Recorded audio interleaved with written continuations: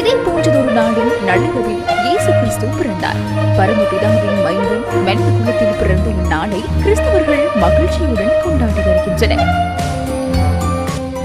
வருடாந்தம் கிறிஸ்தவர்கள் டிசம்பர் 24ஆம் தேதி நள்ளிரவில் தேவாலயங்களில் ஒன்று கூடி சிறப்பு திருப்பலியை ஒப்புக் கொடுப்பர். ஏழைகளுக்கு உணவளித்து பரிசுகளை வழங்கும் அமைதி மற்றும் நல்லிணக்கத்தின் பண்டிகையாகவும் நத்தார் திகழ்கின்றது.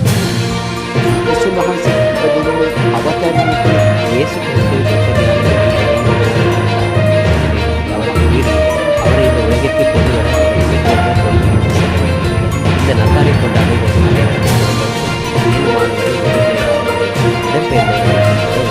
உணவின்றி அவர்களை மகிழ்ச்சியுடன் இந்த நத்தார் பண்டிகை கொண்டாட செய்வார்கள்.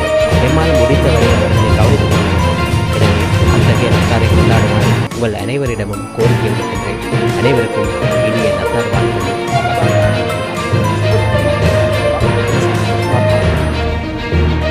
கட்டுநாயக்க பண்டாரநாயக்க சர்வதேச விமான நிலையம் இயேசு கிறிஸ்துவின் பிறப்பினை வரவேற்க தயாராகி வருகின்றது.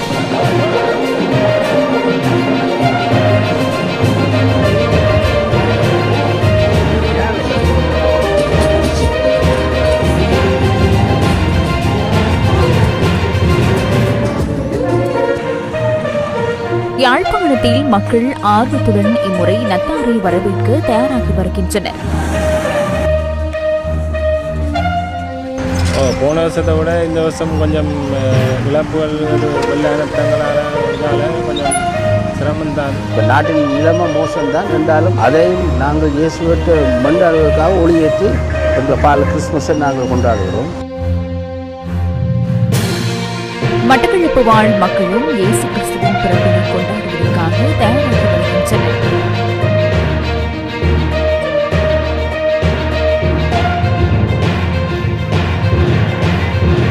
மன்னாரில் உள்ள மக்களும் கிறிஸ்துவின் பிறப்பினை இன்று நடுவில் வரவேற்பதற்கு தயாராகி வருகின்றனர்.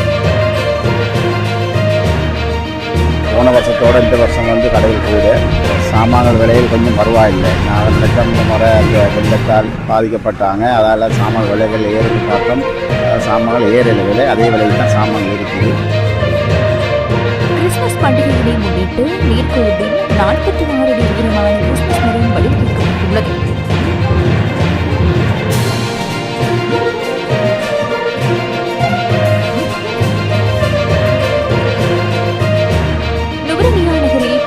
காட்சிகளும் இவை.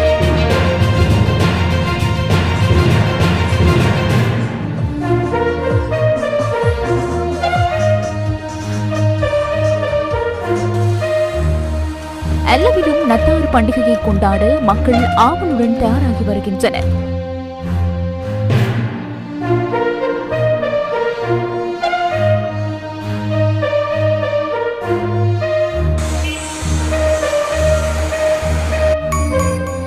இயேசு கிறிஸ்து பிறந்த நகரமான பெத்லஹேம் நகரில் 2 வருடங்களுக்கு பின்னர் இம்முறை நத்தார் கொண்டாட்டங்கள் வெகு விமர்சையாக ஏற்பாடு செய்யப்பட்டுள்ளன.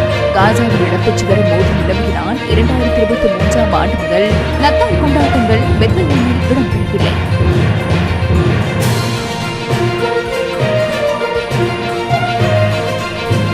உலகின் பல முக்கிய நகரங்களில் மக்கள் நத்தார் பண்டிகையை கொண்டாட தயாராகி வருகின்றனர்.